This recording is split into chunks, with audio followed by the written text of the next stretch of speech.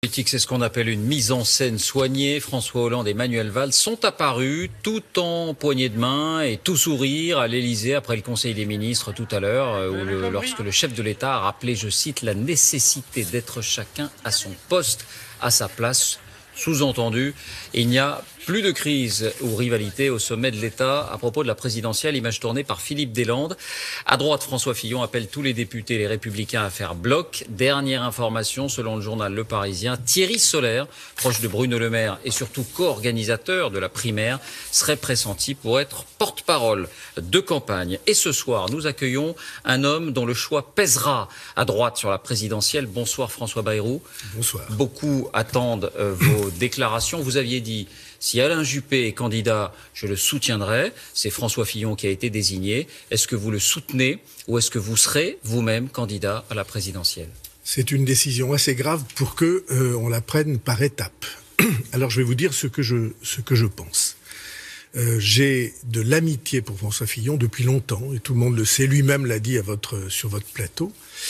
Et deuxièmement, je veux l'alternance. Je veux une alternance qui change l'avenir de la France. Simplement, le projet qui est celui de François Fillon est dangereux pour l'alternance. Parce que les choix qu'il fait sont des choix qui vont, à coup sûr, marquer négativement tout ce qui pourra être proposé sur ce sujet. Lequel en particulier? Je vais en prendre plusieurs. Vous savez, il y a une idéologie qui court sur la planète tout entière, et que, d'ailleurs, François Fillon a utilisé le mot idéologie, c'est-à-dire une ligne politique qu'on veut imposer à tout prix. Et cette ligne politique est celle de l'accroissement continuel des inégalités. Je vais le dire plus simplement, partout on dit, au fond, ceux qui ont peu, il faut qu'ils aient moins, et ceux qui ont beaucoup, il faut qu'ils aient plus. Vous voyez dans le projet de François Fillon un accroissement inéluctable des inégalités en France. Nous allons le regarder ensemble, puisqu'on annonce que le travail va être payé moins, parce que les fonctionnaires qu'on annonce vouloir passer de 35 à 39 heures sans que ces heures se trouvent payées, ou le privé, où on annonce qu'on fait sauter la référence aux 35 heures pour la remplacer par une référence à 48 heures, ça veut dire une chose très simple, il n'y aura plus d'heures supplémentaires en France. Or, moi, je pense exactement le contraire. Je pense non pas qu'il faut payer moins le travail, mais qu'il faut le payer davantage. Pour vous? Je pense que les salariés du public et les salariés du privé sont dans une situation aujourd'hui où beaucoup n'arrivent pas à finir les fins de mois. Et personne ne le dit. Et à droite, il n'y a personne pour dire ça. Pour vous, c'est un casus belli. Est-ce que ça signifie qu'à ce stade, vous n'excluez pas vous-même, si le projet reste en l'état, une candidature? Je n'exclus rien, je ne ferme aucune porte. Je veux que les Français, et François Fillon lui-même, ou je voudrais, on va le dire mieux que ça, je voudrais que les Français et François Fillon lui-même ouvrent les yeux sur ces risques-là. Mais lui-même a dit « je n'infléchirai pas mon programme ». Bon, peut-être a-t-il dit quelque chose, mais peut-être va-t-il réfléchir dans les semaines qui viennent. Est-ce que vous parlez avec lui en ce moment? En tout cas, nous avons des échanges et directs, on n'a pas besoin de passer par des intermédiaires.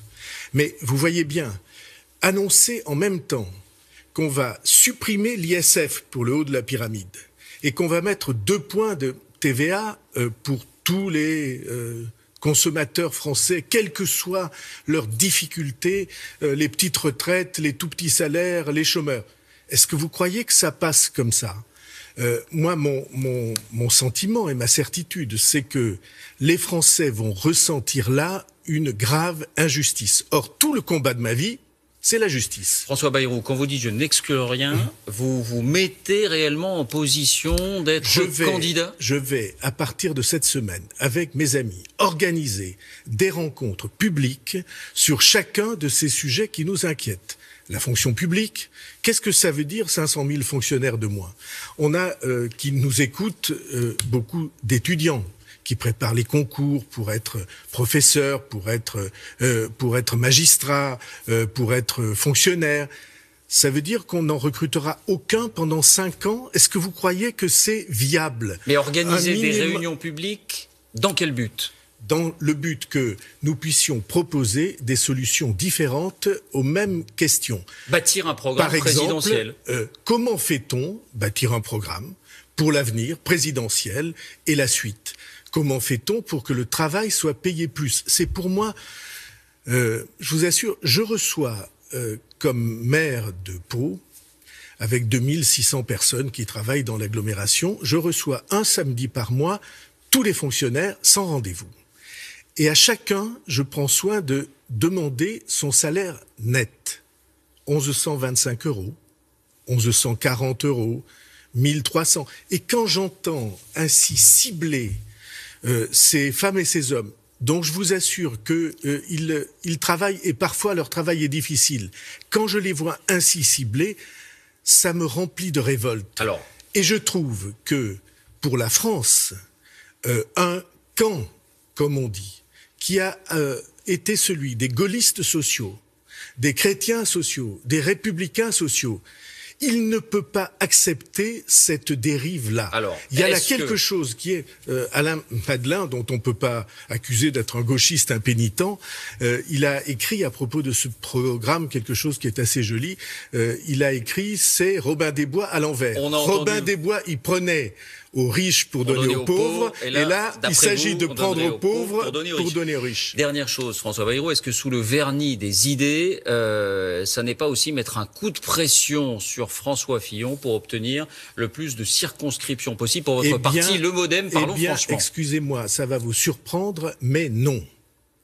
J'ai passé ma vie à me battre pour que cette partie de la France, celle qui n'a ni l'avoir, l'aisance, ni le pouvoir, cette partie-là soit entendue et que ça ne soit pas l'apanage de la gauche. Hier, la gauche disait, il y a des années, c'est nous qui faisons ce travail. Eh bien, moi, je dis que ce rôle de défense de ceux qui travaillent, qui ont de petits revenus ou de petites retraites, pour qu'ils ne soient pas oubliés et mis sur le côté comme tant d'autres le font aujourd'hui sur la planète, ce travail-là, c'est le nôtre. Et si vous permettez, je vais vous le dire comme ça, c'est celui de ma vie. J'ai passé des décennies à essayer d'inverser cette tendance. Je dois dire qu'à l'époque, François Fillon était du même avis. Il était plutôt du côté gaulliste sociaux, Philippe Séguin. Eh bien, je veux défendre cette vision-là. Et c'est un avertissement que vous lui lancez? Ça n'est pas un avertissement que je lance, c'est une résolution, une détermination que je traduis devant vous. Merci. Il faut du changement en France, mais ce changement doit être juste. S'il n'est pas juste, je crois que François Fillon perdra l'élection présidentielle. Et en tout cas, pour moi, je n'aurai plus l'idéal qui m'anime et qui fait que je veux imposer cette justice en France. Merci François Bayrou d'avoir répondu à nos questions. Une image de la cérémonie